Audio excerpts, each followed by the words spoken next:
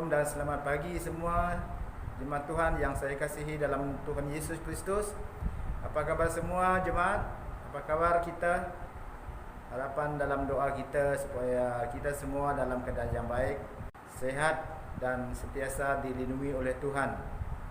Selain daripada orang kata lindung diri, lindung semua dengan vaksin, tapi lebih daripada itu adalah kuasa Tuhan yang melindungi kita, menjaga kita dan memberkati kita.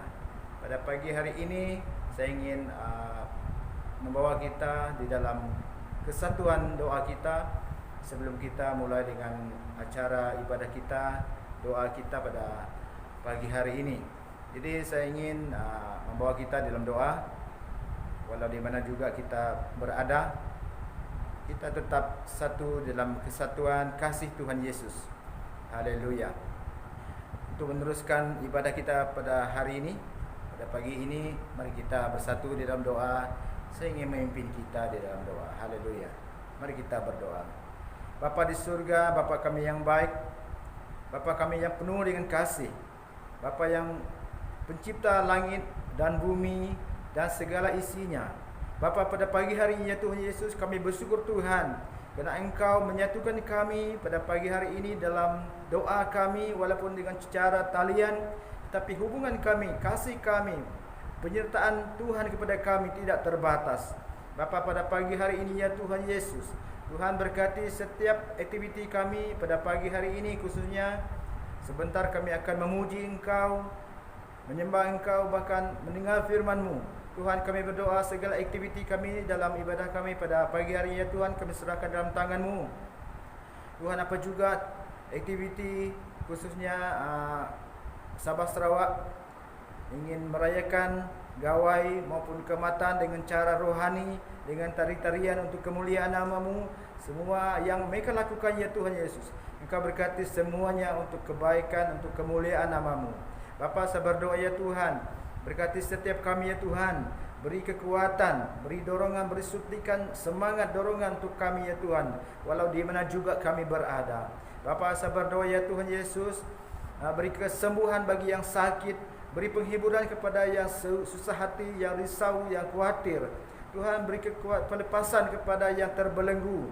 Tuhan, pada pagi hari ya Tuhan, hamba-Mu yang menyampaikan firman-Mu juga ya Tuhan, biarlah dia menjadi saluran berkat kepada kami semua lewat firman Tuhan yang kami dengar. Bapa, kami berdoa Tuhan, daripada permulaan sampai selesainya ibadah kami Tuhan, secara talian ini kami juga serahkan dalam tangan-Mu. Tuhan, Engkau berkati semuanya, biarlah hanya nama Tuhan ditinggi dan dimuliakan. Tuhan, kami berdoa juga untuk setiap anak-anak-Mu di mana juga kami berada, jauhkan mereka daripada virus, sakit, penyakit dan masalah-masalah yang ingin menimpa mereka. Sembunyikan kami di belakang salib-Mu, di dalam perlindungan-Mu ya Tuhan Yesus. Bapa, lewat firman-Mu yang kami dengar juga, biarlah kami mempunyai kekuatan walaupun di mana juga kami berada, walaupun apapun yang kami harungi. Tuhan Yesus, Engkau berkati kami. Tuhan, pakai kami, urapi kami dengan urapan-Mu yang baru. Terima kasih Bapa, kami serahkan doa ini ke dalam tangan-Mu. Sempurnakan doa kami ya Tuhan, cukupkan doa kami Bapa. Ini doa kami bersama Bapa. Kami naikkan syukur kami kepada Engkau sekali lagi. Segala pujian, hormat dan kemuliaan hanya bagi nama Tuhan Yesus yang menjadi Tuhan dan Juru Selamat kami. Haleluya. Mari kita yang percaya kepada Tuhan Yesus bersama-sama mengatakan amin. Haleluya. Terima kasih. Tuhan berkati sehingga kita jumpa lagi. Saya serahkan kepada yang memimpin.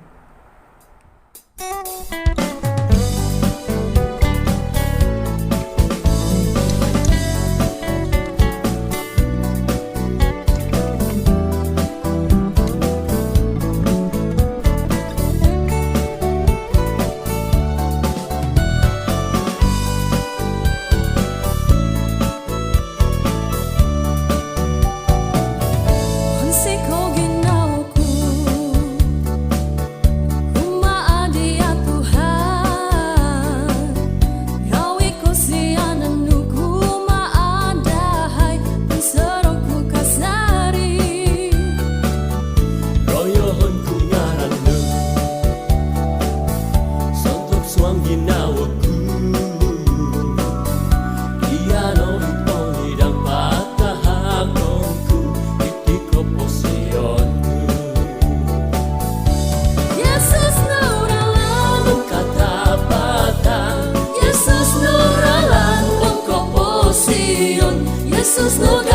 masing ngawi tulun pensanan iti song pemeguna raya-raya hongku ngarang nu Tuhan soro-soro hongku ikut syananu noko tungako Yesus mantarit kapatayon ina masih kodahan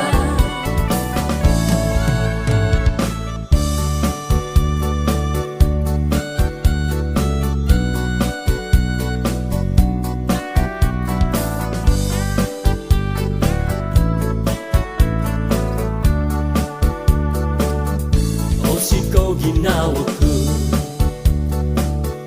tumaadi ya Tuhan ngawi ko siyanan nuku maadai begsoroku kasari royohon kwe ngaranmu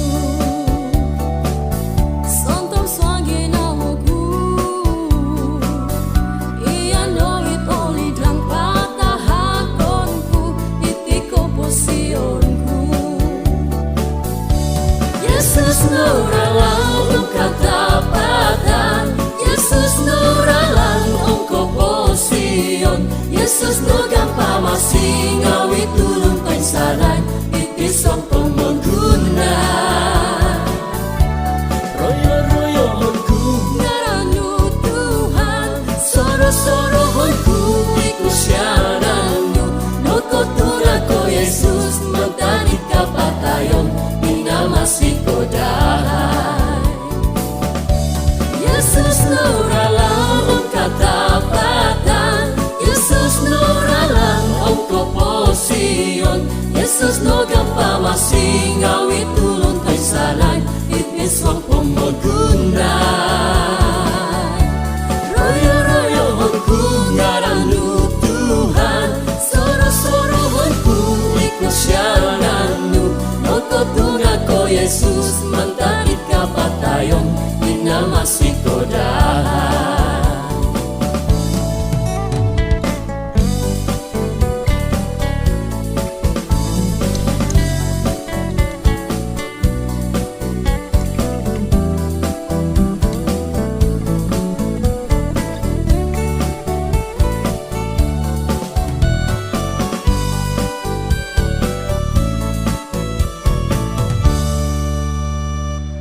Hai, shalom semua. Selamat pagi. Kemudian tadaw kagaso da kaamatan. Selamat menyambut gawai kayu guru gerai nyamai. Ya, kita bersyukur pagi ini sebab kita dapat online menyambut gawai kaamatan dan juga gawai, dan itu semua atas kebaikan Tuhan. Kita bersyukur walaupun ibadah kita hanya online untuk menyambut kaamatan dan gawai ini, kita tetap bersyukur. Mari kita doakan pujian ini untuk rasa syukur kita kepada Tuhan. Haleluya. Dan rancangan-Mu yang mulia dalam satu tubuh kami bersatu menjadi duta kerajaan-Mu. Ucapkan berkat atas Malaysia, biar kemuliaan Tuhan akan nyata.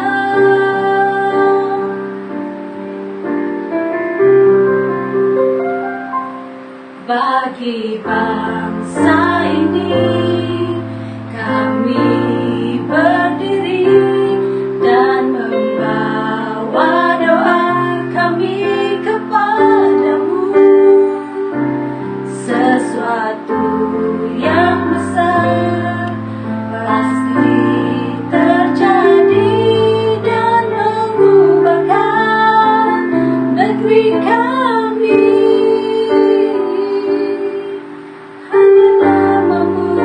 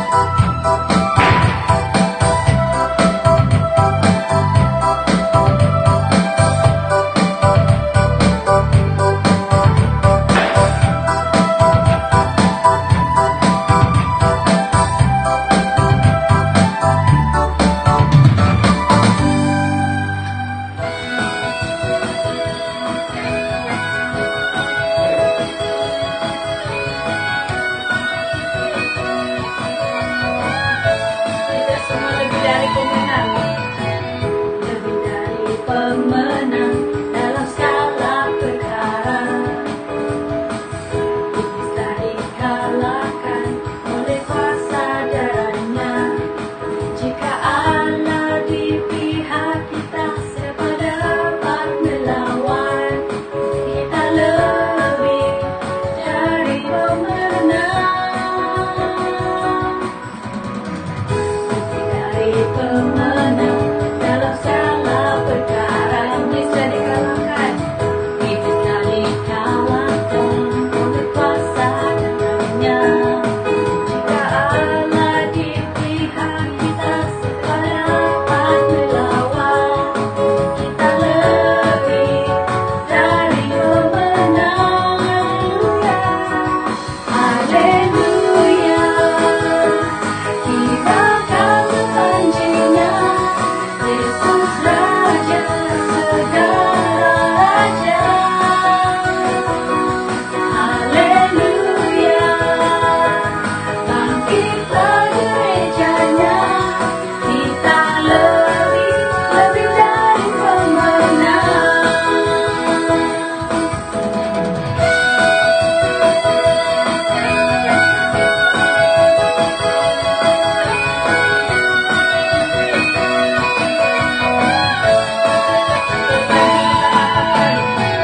Lebih dari pemenang dalam segala perkara. Iblis telah dikalahkan. Iblis telah dikalahkan oleh kuasa darahnya. Jika Allah di pihak kita, siapa dapat melawan? Kita lebih dari pemenang. Haleluya, kibarkan panjinya, Yesus Raja segala raja. Haleluya, bangkitlah gerejanya, kita lebih dari pemenang. Haleluya, kibarkanlah panjinya, Yesus Raja segala raja. Haleluya, bangkitlah gerejanya, kita lebih dari pemenang. Kita lebih dari pemenang. Kita lebih dari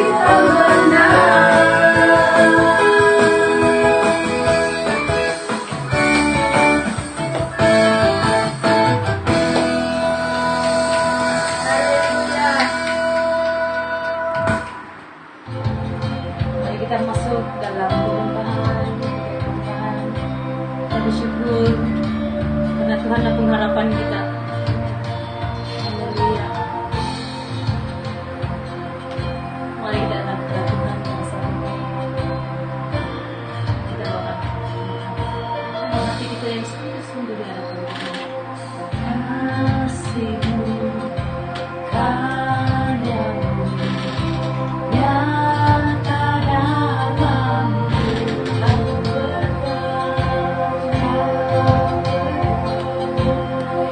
hidupku dalam tangan-Mu. Darah-Mu, salib-Mu tebus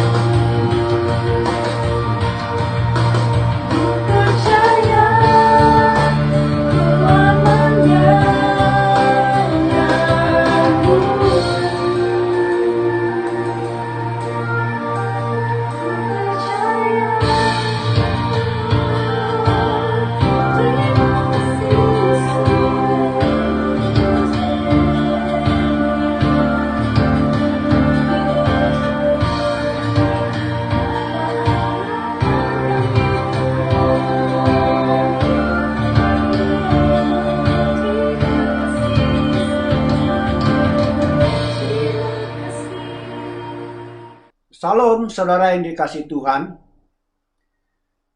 Pada kesempatan ini, saya akan membawa kita belajar daripada firman Tuhan yang terambil dari kitab Matius pasal yang ke-14, ayat yang ke-22 sampai kepada ayat yang ke-33.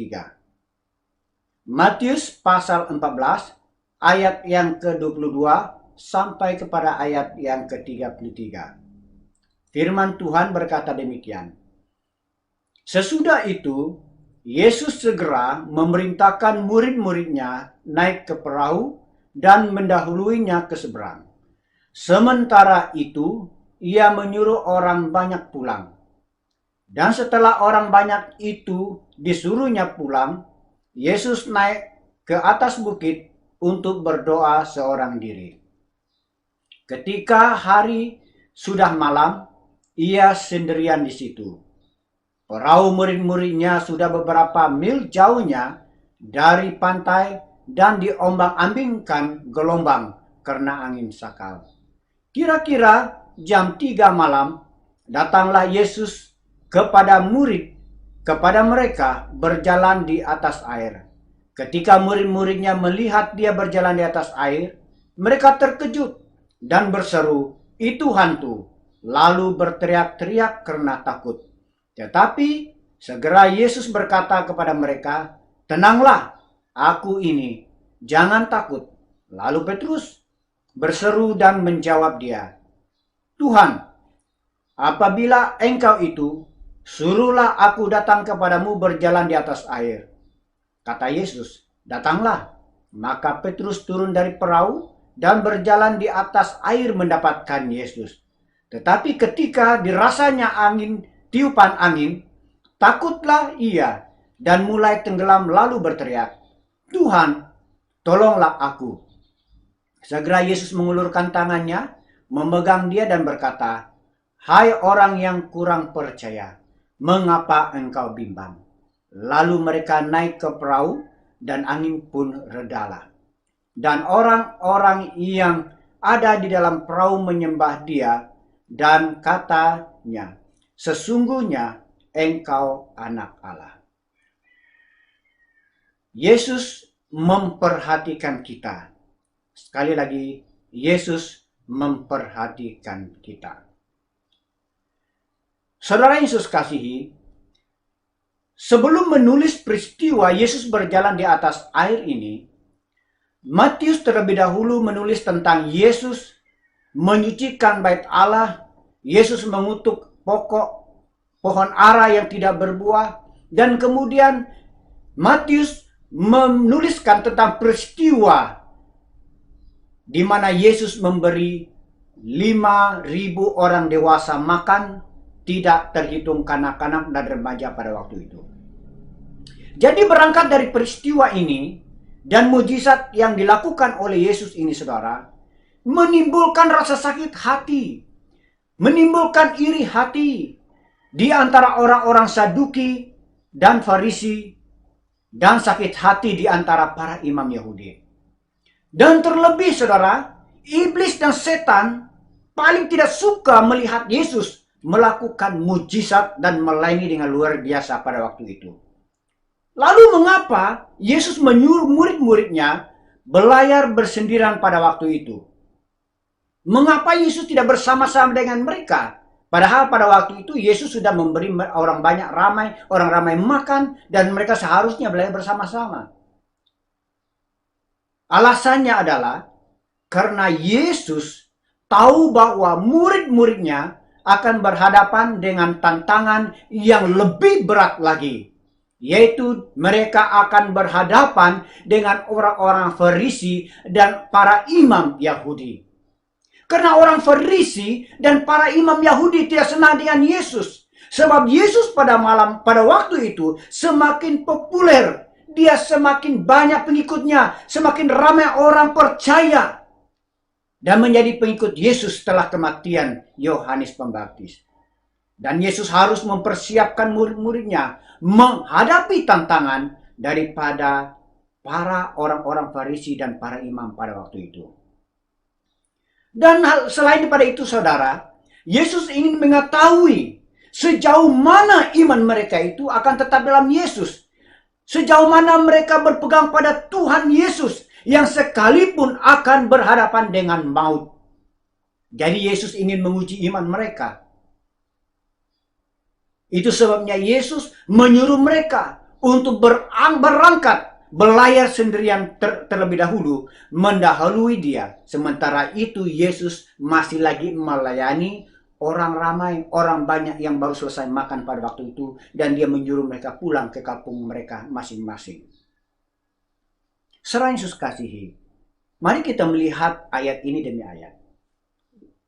Ayat yang ke-22, di sana firman Tuhan mengatakan, sesudah itu Yesus segera memerintahkan murid-muridnya naik ke perahu dan mendahuluinya ke seberang. Sementara itu ia menyuruh orang banyak pulang. Saudara Yesus kasihi, apa maksud sesudah itu Yesus segera memerintah murid-muridnya? Maksud kalimat ini, yaitu sesudah itu, adalah menunjukkan kepada peristiwa sesudah Yesus memberi makan 5.000 orang.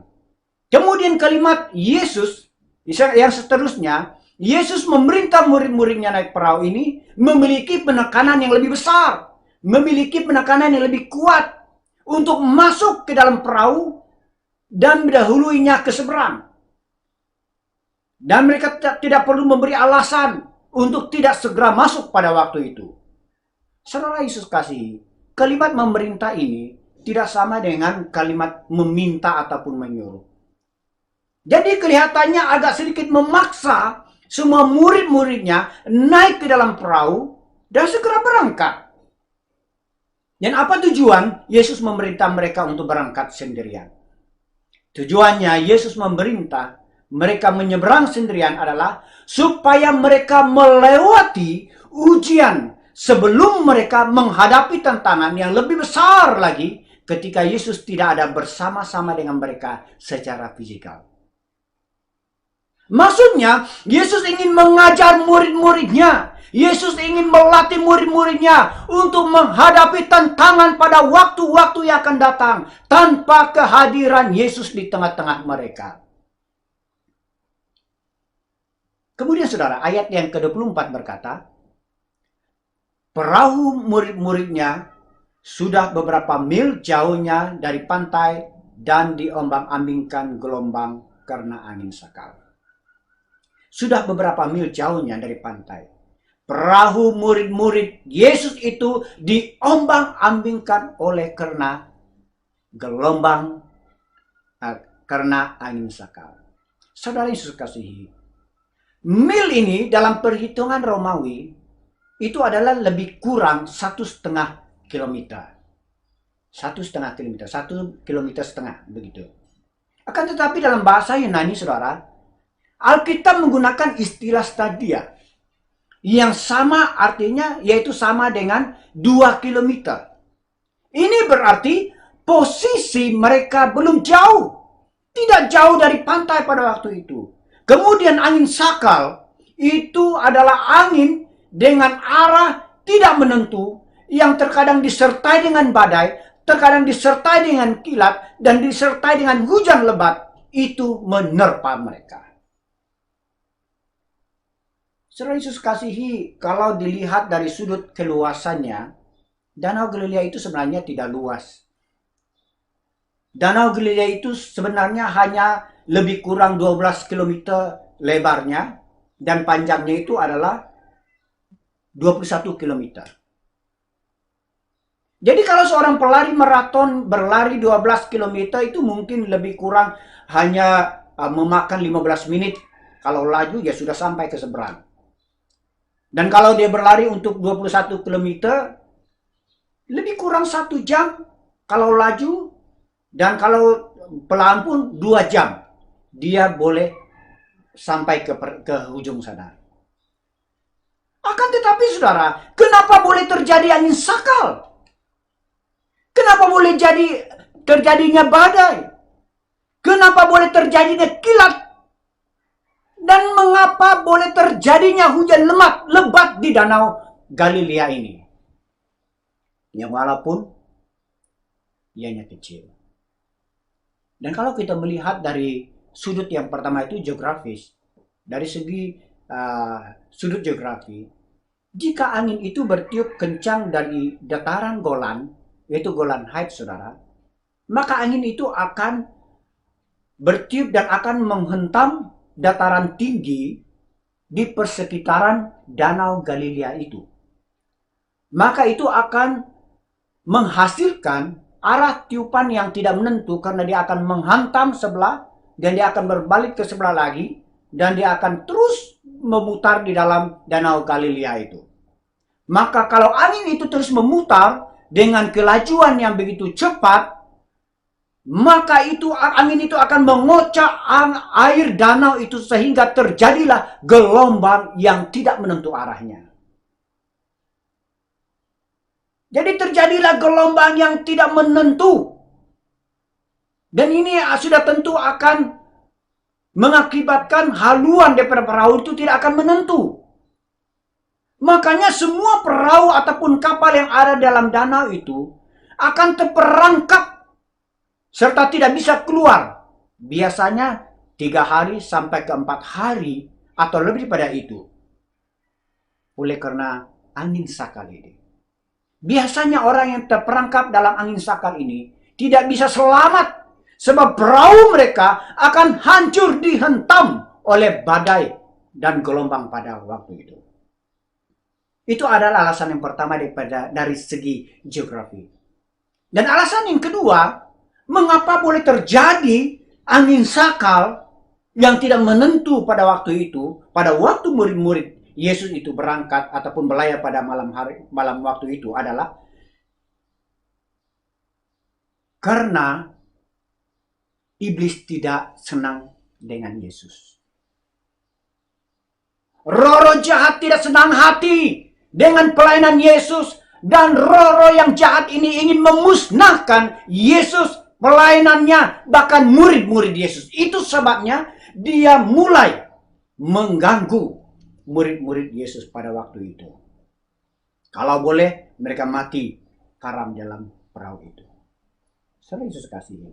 Firman Tuhan menjelaskan bahwa ketika murid-murid Yesus itu kira-kira 2 kilometer jauh daripada pantai, perahu mereka itu diombang-ambing oleh gelombang. Arti ayat ini bukan sebenarnya diombang-ambing saja, saudara, tetapi mereka itu sungguh-sungguh berada di dalam gelombang dan badai yang disertai dengan hujan, petir, dan angin yang kuat pada waktu itu. Kita perhatikan baik-baik bahwa mereka berada di dalam, bukan di atas. Ini berarti kalau sudah berada di dalam gelombang itu, saudara, dan tidak mungkin bagi mereka untuk dapat terlepas ataupun melepaskan diri dari dalam gelombang itu. Murid-murid Yesus pada waktu itu benar-benar dalam keadaan gawat darurat. Saudara Yesus kasihi, ketika murid-murid Yesus sedang berada dalam keadaan gawat itu, kemudian ayat yang ke-25 berkata demikian. Kira-kira jam 3 malam, datanglah Yesus berjalan di atas air. Yesus datang kepada mereka dengan berjalan di atas air. Di sini sangat menarik sekali, saudara. Sebab Matius, bekas pemungut cukai, yang soal angka itu, dia hafal betul.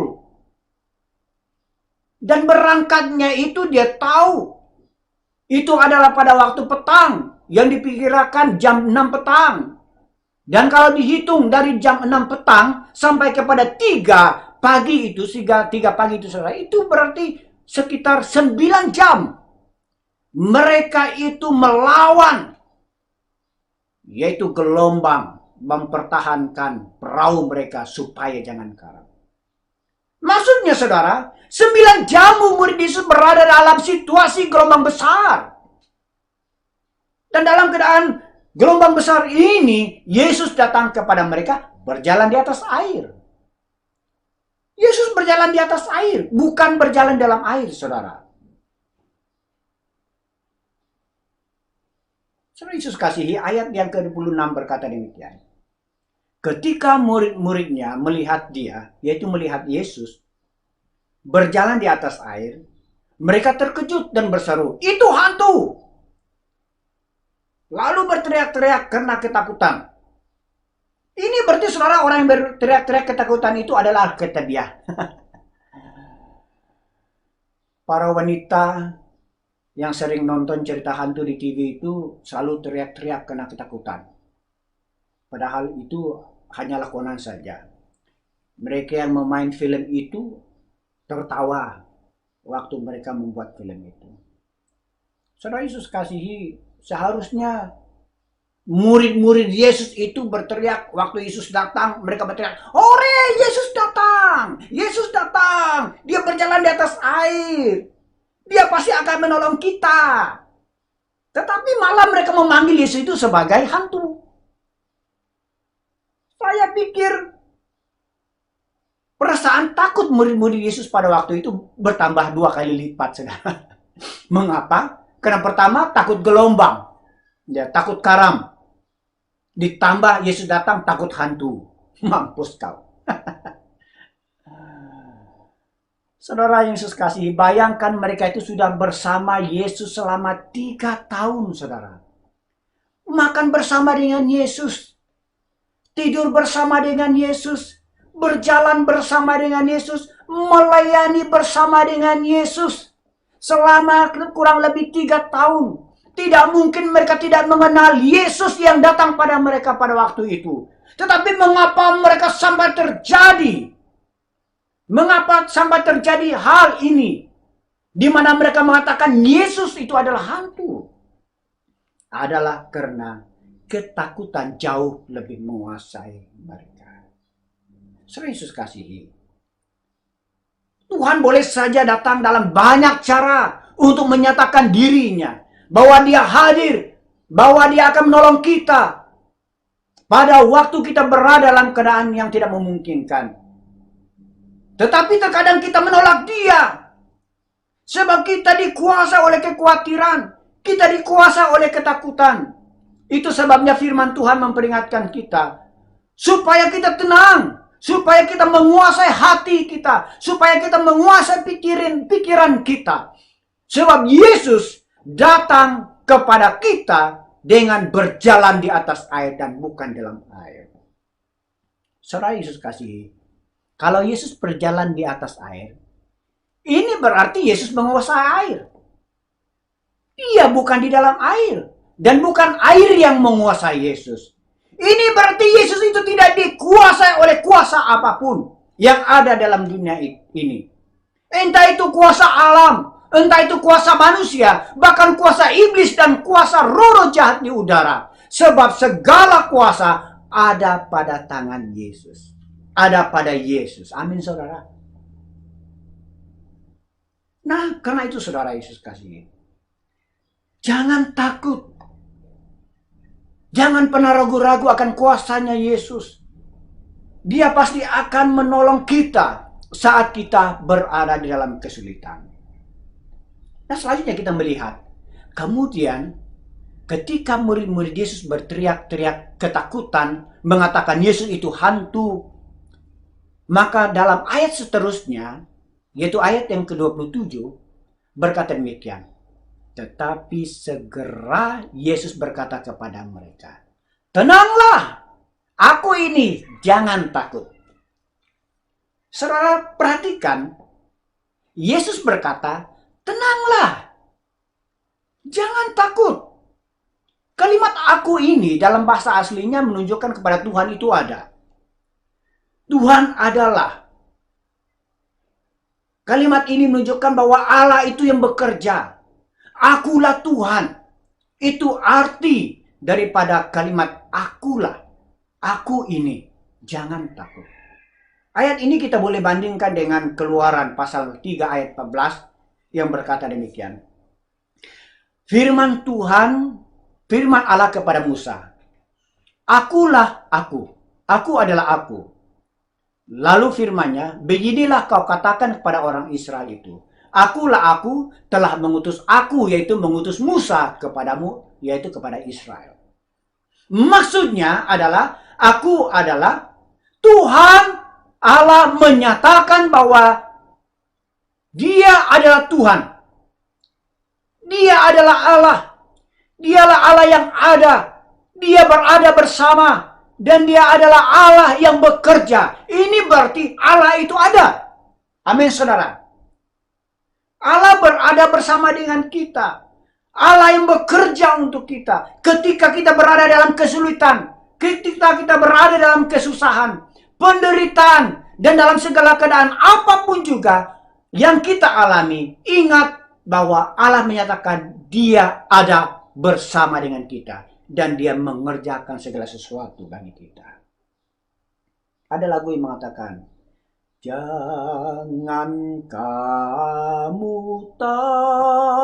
takut, aku adalah.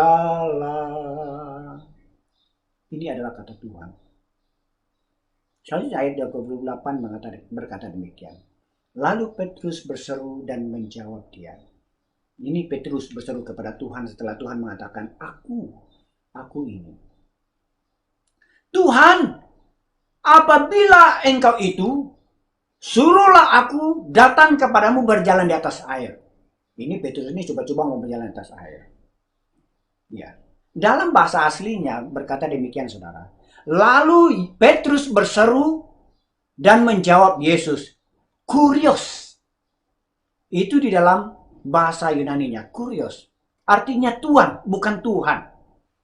Jadi di sini Petrus masih memanggil Yesus itu sebagai Tuhan. Dia kurang percaya. Yang walaupun Tuhan mengatakan Dia Allah yang ada bersama dengan mereka. Dia yang akan mengerjakannya kepada mereka. Tetapi dia masih kurang percaya. Kurios. Apabila engkau itu, suruhlah aku datang kepadamu berjalan di atas air. Lalu apa kata Tuhan Yesus kepadanya? Ayat yang ke-29 berkata demikian. Kata Yesus, datanglah. Datanglah. Maka Petrus turun dari perahu dan berjalan di atas air mendapatkan Yesus. Saudara Yesus kasihi, ketika Petrus turun dari perahu dan mulai berjalan di atas air untuk mendapatkan Yesus, ada hal yang menarik yang kita perhatikan di sini. Bahwa awalnya Petrus itu berjalan dengan baik sekali. Mulai daripada langkah pertama, kedua, ketiga, dan seterusnya. Dia berjalan melangkah mengarah kepada Yesus. Namun di dalam ayat yang ke-30 itu berkata demikian, saudara. Tetapi ketika dirasanya tiupan angin, takutlah ia. Dan mulai tenggelam, lalu berteriak, Tuhan tolonglah aku. Saudara Yesus kasih, mari kita perhatikan kalimat ini. Ketika dirasanya tiupan angin, takutlah ia dan mulai tenggelam. Saudara, ini sebenarnya kalimat ini dirasakan tiupan angin ini sebenarnya terjemahan yang paling sesuai itu adalah ketika dia menoleh kepada badai. Ketika dia menoleh kepada badai. Mengapa, saudara? Adalah karena sebab orang yang tidak fokus pandangannya kepada Yesus. Minta maaf. Adalah sebab orang yang fokus pandangannya kepada Yesus. Sekuat apapun tiupan angin, sekuat apapun badai, sebesar apapun tantangan, dan seberat apapun masalah, ia tetap akan berjalan dan tidak akan takut, tidak akan tenggelam. Bahkan dia tidak akan tenggelam dalam masalahnya. Sebab apa? Sebab matanya tertuju kepada Yesus. Ada amin, saudara? Sebab ketika kita menoleh kepada badai, ketika itulah pandangan kita tidak fokus kepada Tuhan, maka ketika itu juga kita akan mulai tenggelam di dalam masalah yang kita alami. Akan tetapi jika kita berteriak kepada Tuhan minta tolong, maka Tuhan akan segera menolong kita. Amin, saudara. Tuhan segera akan menolong kita waktu kita berseru kepadanya.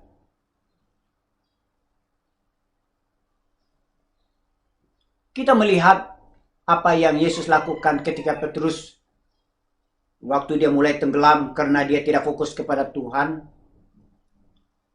Waktu dia berteriak kepada Tuhan, Tuhan tolonglah aku. Ayat yang ketiga, 31 berkata demikian. Segera Yesus mengulurkan tangannya, memegang dia, dan berkata, hai orang yang kurang percaya, mengapa engkau bimbang? Saudara Yesus kasihi, apa yang Yesus lakukan waktu orang berseru kepadanya? Ketika orang berseru kepada Yesus, maka Yesus akan segera mengulurkan tangannya dan akan memegang tangan orang yang berseru kepadanya. Ini yang Yesus lakukan pada Petrus.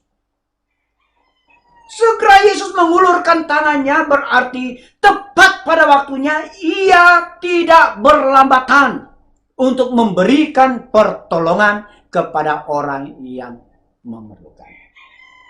Ini berarti tepat pada waktunya Tuhan akan mengulurkan tangannya untuk memegang saudara dan saya. Ketika kita berteriak minta tolong, Tuhan tolong. Ketika kita berseru kepada Tuhan, saudara, pada waktu itulah Tuhan akan mengulurkan tangannya, memberi pertolongan kepada kita, memegang kita dengan erat. Kita perhatikan ayat ini, saudara, baik-baik. Di mana Yesus yang mengulurkan tangannya dan memegang tangan Petrus. Yesus sendiri yang mengambil inisiatif untuk mengulurkan tangannya memegang Petrus. Mengapa tidak sebaliknya Petrus saja yang angkat tangan, lalu pegang dan berpaut pada tangan Tuhan Yesus pada waktu itu? Sebab Yesus tahu bahwa Petrus itu sudah semalaman bergelut dengan badai yang menerpa perahu mereka. 9 jam, saudara bayangkan. Dia bergelut supaya perahu mereka tidak akan karam oleh gelombang. Yang walaupun Yesus tahu bahwa Petrus itu seorang ahli nelayan, yang walaupun Yesus tahu bahwa Petrus itu adalah ahli dalam mengendalikan perahu melawan arus, tetapi Tuhan Yesus lebih tahu bahwa Petrus sedang keletihan pada waktu itu. Yesus tahu kalau dia tidak mengulurkan tangannya memegang tangan Petrus, maka cepat maupun lambat Petrus pasti akan terlepas tangan dari Tuhan. Itu sebabnya Yesus mengambil inisiatif untuk memberi pertolongan dengan menggenggam erat tangan Petrus agar Petrus tidak tenggelam lagi. Kemudian kita melihat selanjutnya ayat itu berkata demikian. Yesus berkata, hai orang kurang percaya, mengapa engkau bimbang? Saudara, kalimat kurang percaya ini di sini berarti engkau salah mengarahkan pandanganmu. Engkau salah mengarahkan pandanganmu ataupun fokus pandanganmu.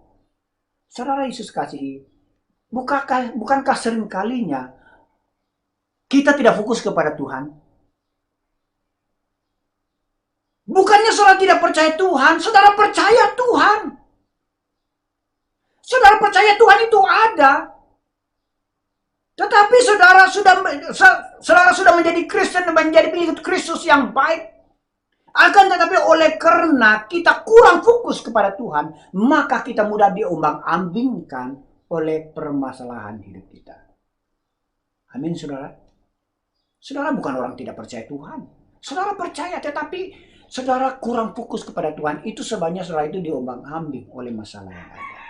Oleh sebab itu kita seharusnya, saudara, fokus sepenuhnya pandangan kita kepada Tuhan.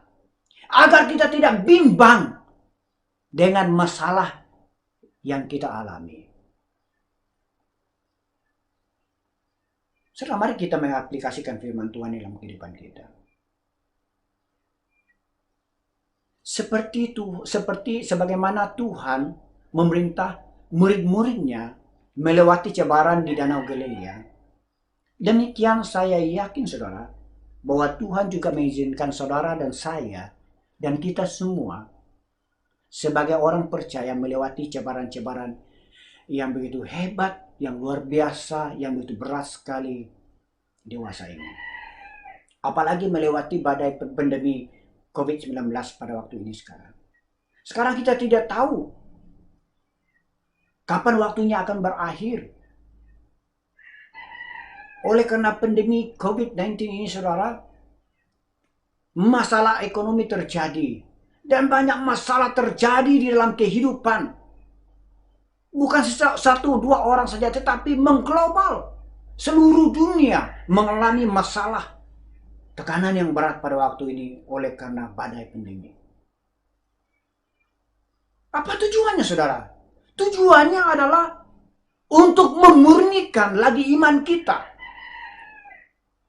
Sama ada kita tetap fokus dan yakin bahwa Tuhan ada bersama dengan kita. Yakin Tuhan mengerjakan segala sesuatu untuk kebaikan kita. Bahkan apakah kita akan tetap berpegang teguh pada janji Tuhan. Oleh yang demikian, saudara, jangan biarkan iblis mengintimidasikan kita. Dan jangan biarkan iblis itu membuat kita ini jauh daripada Tuhan. Jangan sampai kita mudah menghakimi orang lain juga atas apa yang berlaku di dalam kehidupan kita. Jadi sebagai orang percaya, saudara Yesus kasihi, jangan pula kita bermegah diri dengan mengatakan, oh, saya ini cukup kuat sehingga saya berhasil mengerjakan iman saya. Maka saya diselamatkan, dikeluarkan daripada masalah yang saya hadapi. Kita seharusnya ingat bahwa keselamatan itu adalah anugerah Tuhan semata-mata. Sebaliknya, marilah kita sungguh-sungguh fokus kepada Tuhan. Jangan mengandalkan kekuatan kita, diri kita sendiri. Saudara Yesus kasihi, marilah kita masing-masing merefleksi diri kita dengan firman Tuhan pada kesempatan ini. Dengan merenungkannya, bagaimana kita menilai pencobaan dan cabaran hidup yang kita hadapi selama ini. Apakah saudara sepertinya murid-murid Yesus dikuasai kekhawatiran ataupun ketakutan? Apakah kita fokus sepenuhnya kepada Tuhan ataupun tidak? Dan mengapa Tuhan mengulurkan tangannya lalu menggenggam tangan kita, saudara? Ketika kita berseru dan meminta pertolongan daripada Tuhan, mengapa Tuhan mengulurkan tangan lalu memegang kita? Apakah kita menyadari bahwa kekuatan kita ini tidak seberapa? Yang walaupun 2-3 minggu atau berapa hari kita merasa kita kuat, tapi seterusnya dalam berapa waktu yang akan datang, apa kita tetap berdiri sebagai orang percaya yang berpegang pada Tuhan? Tuhan tahu sejauh mana kekuatan kita. Dan kita sebenarnya kecapean. Kita sebenarnya keletihan bergelut dengan pencobaan dan cabaran hidup kita. Jadi saudara Yesus kasihi, marilah kita menyadari keadaan kita yang lemah ini. Yang tidak kuat, yang tidak seberapa ini. Marilah kita kembali fokuskan pandangan kita kepada Tuhan. Marilah kita meminta pertolongan daripada Tuhan. Agar Tuhan memberi kepekaan bagi kita terhadap segala keadaan yang kita hadapi. Saudara Yesus kasihi, Tuhan Yesus itu memperhatikan kehidupan setiap orang. Yang sudah rusak, Dia perbetulkan, bahkan dengan penuh kasih sayang, Dia memulihkan. Tuhan Yesus itu mengenal hati kita yang penuh dengan penyesalan dosa. Dan Dia bersedia untuk mengampuni kita agar kita dipulihkan. Karena Dia mau memulihkan kita. Dan saudara, Tuhan itu mampu melakukan semuanya itu dalam kehidupan kita. Tuhan mampu melakukan apa yang mustahil bagi kita, bagi saudara dan saya. Sebab bagi Tuhan itu tidak ada mustahil. Oleh sebab itu saudara, marilah kita berlindung dalam sabdanya Allah. Mengapa saudara? Karena Yesus itu memperhatikan kita. Mari kita berdoa. Tuhan Allah Bapa kami di surga, kami telah membaca dan belajar dari firman Tuhan yang menyatakan bahwa Engkau adalah Yesus yang memperhatikan kami dalam kami menghadapi pergumulan, tantangan, badai, permasalahan di dalam kehidupan kami.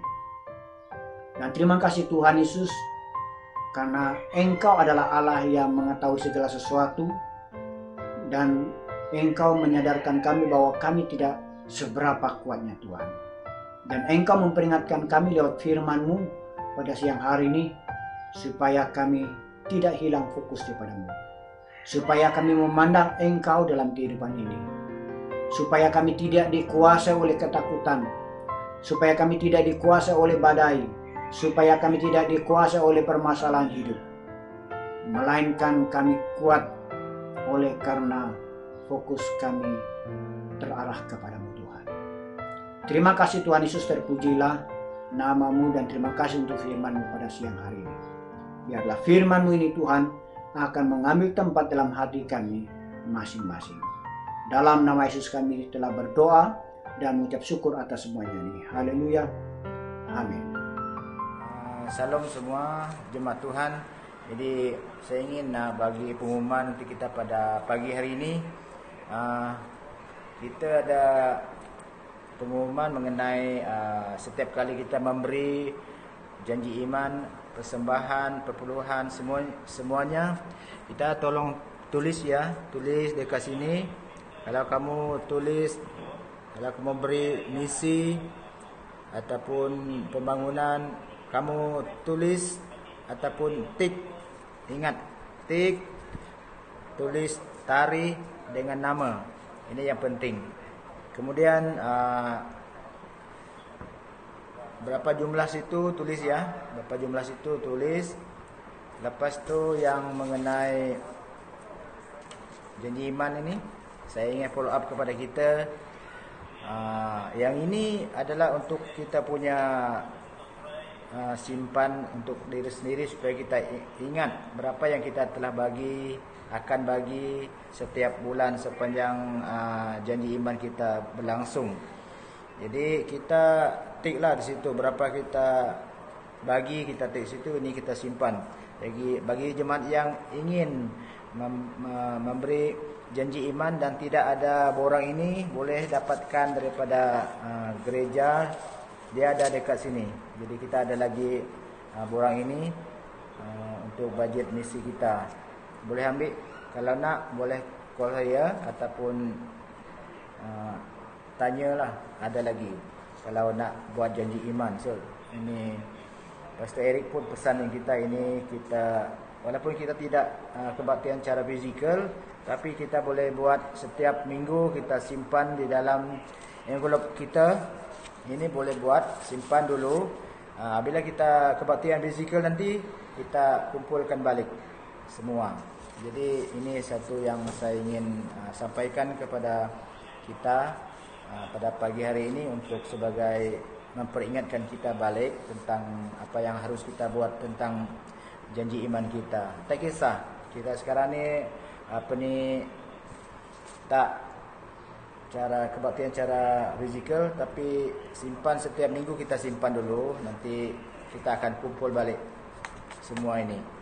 Jadi satu lagi saya ingin beritahu kepada kita semua jemaat Tuhan, minggu ini Pastor Michael yang dari Sarawak tu akan sharing firman Tuhan, menyampaikan firman Tuhan kepada kita. Jadi itu yang menurut info terkini daripada Pastor Eric beritahu dengan saya lah. Jadi dia akan menyampaikan firman Tuhan kepada kita pada pagi hari ini. Dan saya harap kita dapat diberkati lewat semuanya, sebab apa yang penting adalah kesatuan iman kita. Jangan lupa janji iman kita, lakukanlah sesuai dengan iman jemaat masing-masing. Sekian, Tuhan memberkati.